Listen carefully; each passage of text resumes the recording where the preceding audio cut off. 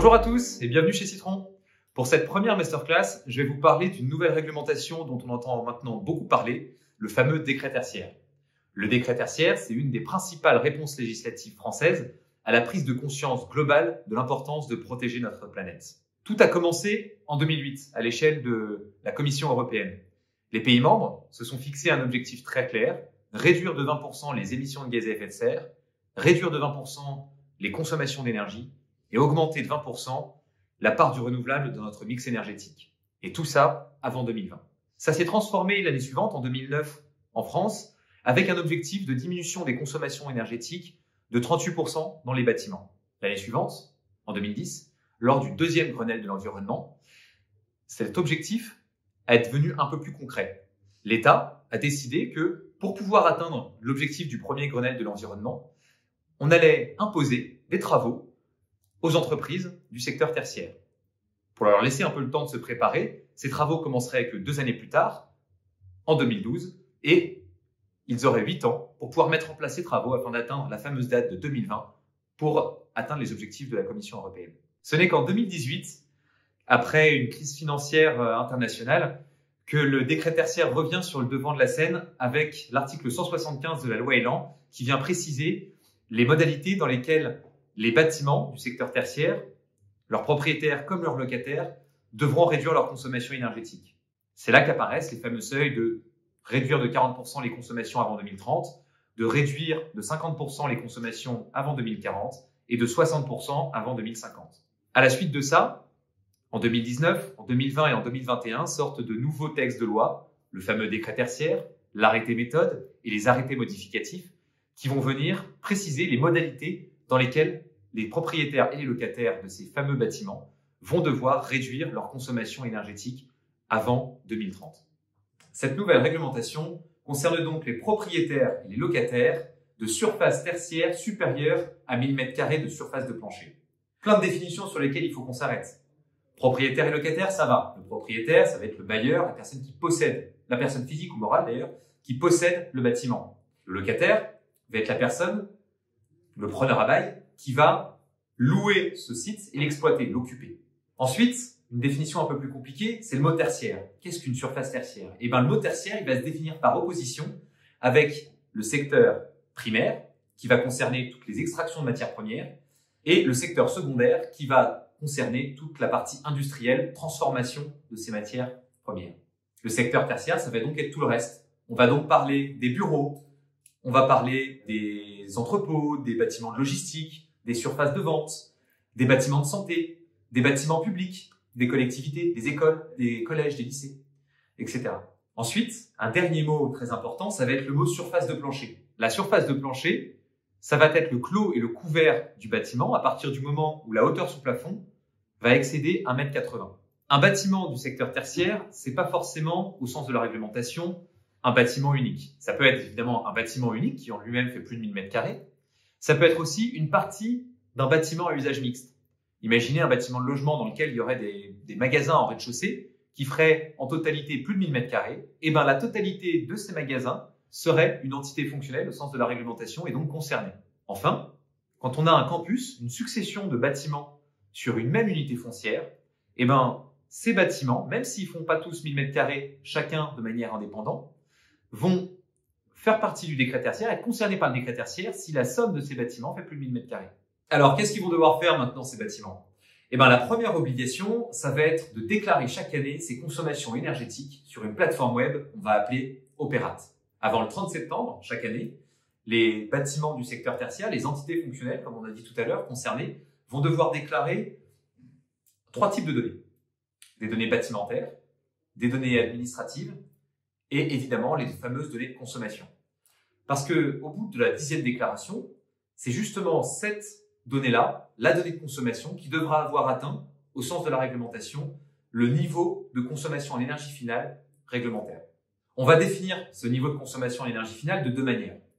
Soit, comme j'ai dit tout à l'heure, on va considérer une consommation diminuée de 40, 50 et 60%, donc par rapport à une année de référence. Cette année de référence, on pourra la choisir entre 2010 et 2020.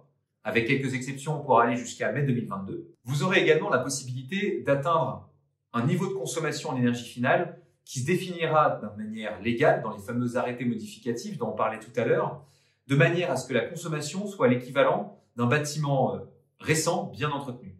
C'est donc la déclaration de 2030, de 2040 et de 2050 que vous ferez en 2031, 2041 et 2051 qui devront justifier de l'atteinte des consommations minimum que vous devrez atteindre. Chaque année, la plateforme Opera, suite à cette publication, vous renverra une attestation numérique que vous devrez afficher dans le bâtiment à un endroit visible. Attention, qui dit réglementation dit souvent sanction. Si jamais vous êtes pris la main dans le sac à ne pas respecter le fameux décret tertiaire, vous risquez 3 choses. La première chose, c'est une amende financière. 7 500 € pour le propriétaire, 7 500 € pour le locataire. Obligation conjointe, sanction conjointe. La deuxième, ça va être le fameux name and shame. Si jamais vous êtes pris la main dans le sac, vous allez être affiché, sur une plateforme, sur un site internet, qui va dénoncer les entreprises ou les personnes physiques qui n'auront pas respecté leurs obligations. Et troisième point, ça peut être aussi bien une sanction qu'une opportunité, c'est la notation écotertiaire. Lors de l'attestation numérique qui vous sera transmise chaque année suite à votre déclaration, on va vous donner une feuille, 2 feuilles, 3 feuilles. Elle pourrait être grise, elle pourrait être jaune, elle pourrait être verte. Et cette notation, un peu comme le DPE, va juger de si vous êtes suffisamment avancé dans le décret tertiaire pour pouvoir atteindre vos objectifs. Une feuille grise, vous avez une consommation qui a augmenté depuis votre année de référence. Une feuille jaune, vous avez une consommation qui diminue, mais pas assez vite quand on suit la tendance que la consommation énergétique doit suivre pour atteindre votre objectif en consommation d'énergie finale. Une feuille verte, vous êtes bon, ça se passe bien. 2 feuilles vertes, vous êtes rapide. 3 feuilles vertes, vous avez même atteint la consommation en valeur absolue, celle qui correspond à un bâtiment neuf ou en tout cas récent et bien entretenu.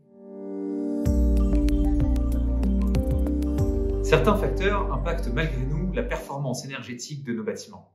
C'est le cas par exemple de la température, mais aussi des indicateurs d'intensité d'usage. Évidemment, un site consomme moins quand la climatisation ou le chauffage ne fonctionne pas. Donc la rigueur climatique, la température extérieure, va impacter énormément la consommation énergétique d'un bâtiment. C'est aussi le cas pour les fameux indicateurs d'intensité d'usage. Un indicateur d'intensité d'usage, par exemple, c'est l'horaire d'ouverture du bâtiment. Pendant le confinement, un bâtiment comme un collège consommait forcément moins dans la mesure où il n'était pas occupé. En tout cas, j'espère qu'il consommait moins dans la mesure où il n'était pas occupé. La plateforme Opera va automatiquement ajuster les consommations que nous allons déclarer en fonction de la rigueur climatique, via les données qu'elle pourra collecter de Météo France, et en fonction de ces fameux indicateurs d'intensité d'usage que vous allez devoir déclarer chaque année lors de la déclaration Opera de vos consommations énergétiques. Cette performance financière va se juger en fonction du temps de retour sur investissement brut de l'action. C'est donc le temps de retour sur investissement ajusté des subventions que vous pourriez avoir pour mettre en place cette action. Quand une action a un temps de retour sur investissement brut qui dépasse les 6 ans et qu'elle concerne l'optimisation ou la régulation d'un équipement du bâtiment, elle peut être modulée.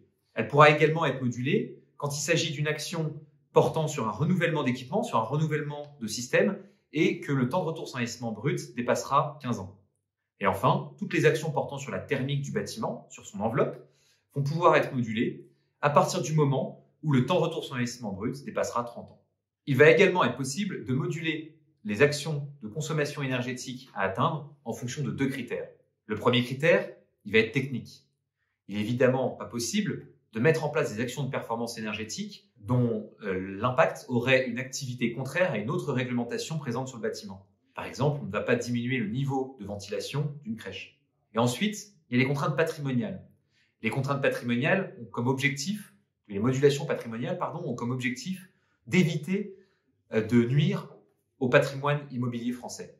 On ne va par exemple pas faire une isolation par l'extérieur sur un bâtiment qui est classé.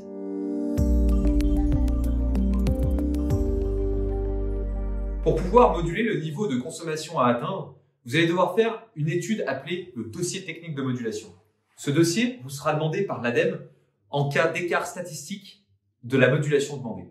Il ressemble à un audit énergétique détaillé et très complet, dans lequel vous allez faire une étude énergétique et détailler les différentes actions que vous allez mettre en place et celles que vous, du coup, ne voulez pas mettre en place. Vous l'avez bien compris, 3 enjeux vont être primordiaux dans le cadre de vos projets de décret tertiaire. Le premier enjeu va être digital. Vous allez devoir collecter énormément de données, à la fois les données de consommation, les données bâtimentaires, les données administratives, mais aussi les transmettre, les suivre et les transmettre à Opera ou à vos propriétaires et vos locataires. Vous allez donc devoir automatiser cette démarche pour éviter qu'elle soit trop chronophage et source d'erreur. Le deuxième enjeu va être technique. Vous allez devoir établir des plans d'action, bâtiment par bâtiment, pour savoir comment vous allez pouvoir réduire vos consommations énergétiques et atteindre les objectifs de consommation CABS ou CRELA dont on parlait tout à l'heure. Et enfin, il va y avoir un enjeu juridique. Les échanges que vous allez avoir entre propriétaires et locataires, qui habituellement sont gérés par le fameux bail commercial, vont être mis à rude épreuve. Vous allez devoir définir qui va porter le projet, qui va faire les déclarations, qui va payer pour telle ou telle action ou pour telle ou telle étude. Citron accompagne aujourd'hui plus d'une centaine d'entreprises et de patrimoines immobiliers dans le cadre de leur décret tertiaire. Ça représente plusieurs dizaines de milliers de bâtiments. À travers toute cette expérience, nous avons défini les bonnes pratiques qui vous permettront à vous aussi de mettre en place un projet décret tertiaire efficace. La première chose à faire, la première étape, va être de rencontrer son propriétaire ou son locataire ou d'échanger avec son propriétaire et son locataire pour pouvoir définir une ligne directrice qui permettra pour chacune des situations technico-juridico-administratives différentes d'être adaptées à votre projet. La deuxième étape va être de déployer un outil de suivi de vos consommations énergétiques le plus automatisé possible pour être le moins possible source d'erreur. Cet outil, Citron vous propose que ça soit une plateforme web de suivi des consommations énergétiques, ce qu'on appelle un EMS, Energy Management System, qui va automatiser la collecte, l'analyse, le suivi et la transmission de vos données de consommation énergétique à Opera. La troisième étape va constituer chaque année à la déclaration de vos consommations énergétiques sur la plateforme Opera. Vous n'aurez pas que les consommations énergétiques à déclarer. Vous allez aussi devoir déclarer des données administratives qui vont concerner l'entreprise ou le bâtiment en question, comme le numéro de sirène et le numéro de siret. Des données qui vont être dites patrimoniales ou techniques. Donc, on va parler des différents types de surfaces, de la présence de véhicules électriques, d'équipements de production d'énergie renouvelable, etc. Et le dernier type de données, évidemment, vos consommations énergétiques de l'année précédente. La quatrième étape va être la définition et le calcul de votre année de référence. Cette année de référence, il va falloir la calculer la plus haute possible. Parce que plus votre année de référence sera haute, plus votre objectif de consommation, en manière relative, calculé de manière relative, va être du coup élevé. Pour calculer cette année de référence, vous allez devoir faire attention à 3 points. Le premier point va être la complétude des données que vous allez déclarer. Imaginez que vous déclarez une année incomplète, ou au contraire une année trop complète, à cause d'un jeu de facturation qui ne serait pas forcément facturé, de consommation facturée du 1er janvier au 30 décembre, vous auriez de fait une année qui serait faussée et donc un objectif de consommation énergétique qui serait faussé. La deuxième chose à laquelle vous allez devoir faire attention, c'est l'ajustement de vos consommations énergétiques. Vous allez devoir ajuster vos consommations énergétiques en fonction des indicateurs d'intensité d'usage et en fonction des données météo. Elles seront automatiquement ajustées. Vous allez donc devoir, en déclarant votre donnée de consommation énergétique, votre année de référence, faire attention à ce que l'année que vous déclariez soit aussi une année qui soit la plus élevée en fonction de ces deux critères. Et enfin, troisième élément, ayez en tête que cette année de déclaration va être l'année qui permettra de calculer la consommation en valeur relative. Cette année de consommation, cette consommation en valeur relative que vous devrez atteindre sera comparée à CABS. Ce n'est pas parce que vous savez que vous allez devoir atteindre la consommation en valeur absolue que vous ne devez pas déclarer une année de référence. Elle reste obligatoire dans les deux situations. La cinquième étape, sur les 6, est également une étape qui aura lieu chaque année. Cette étape, ça va être la définition de vos plans d'action pour chacun de vos bâtiments. Pour ça, les bonnes pratiques que Citron a pu observer, ça va être la réalisation d'un schéma directeur énergie chaque année. Ce schéma directeur va servir à prioriser les sites sur lesquels il faut travailler, prendre du recul sur les victoires et les difficultés que vous avez rencontrées l'année précédente. Ça va être l'occasion également de définir les sites sur lesquels il serait intéressant, pertinent de faire un audit énergétique ou une étude de duplicabilité d'une action de performance qui aurait bien fonctionné sur un bâtiment. Au global, ça va être le moment de l'année de prendre du recul, de regarder votre parc de manière macroscopique pour pouvoir ajuster bâtiment par bâtiment les plans d'action de performance énergétique. La dernière étape va être la mise en place concrète des actions que vous aurez pu définir soit directement en observant vos consommations énergétiques sur la plateforme Citron Énergie, soit en prenant un peu de recul lors du schéma directeur ou en faisant un audit énergétique que vous auriez pu définir comme pertinent sur un bâtiment au moment du schéma directeur. Mais ces actions, il va falloir les mettre en place. Ces actions, pour les mettre en place, quand c'est un réglage, une action assez simple, vous travaillez directement avec vos exploitants, vous travaillez directement vous-même sur le bâtiment. Par contre, parfois, ça nécessite des investissements importants, ça nécessite de faire une démarche qu'on appelle d'assistance à maîtrise d'ouvrage. Citron va pouvoir vous accompagner sur cette thématique à 2 niveaux. Le premier niveau, ça va être de vous accompagner dans le choix du prestataire qui sera le plus pertinent pour vos besoins. Le choix de ce prestataire passera par une mise en concurrence, la définition d'un cahier des charges et la sélection de l'offre la plus adaptée à vos besoins. Le deuxième niveau sur lequel Citron va pouvoir vous accompagner dans le cadre de cette AMO, cette assistance à maîtrise d'ouvrage, ça va être dans la détection des financements les plus pertinents qui vous permettront de financer l'action de performance énergétique à mettre en place, ce qui aura pour impact de réduire le temps de retour sur investissement.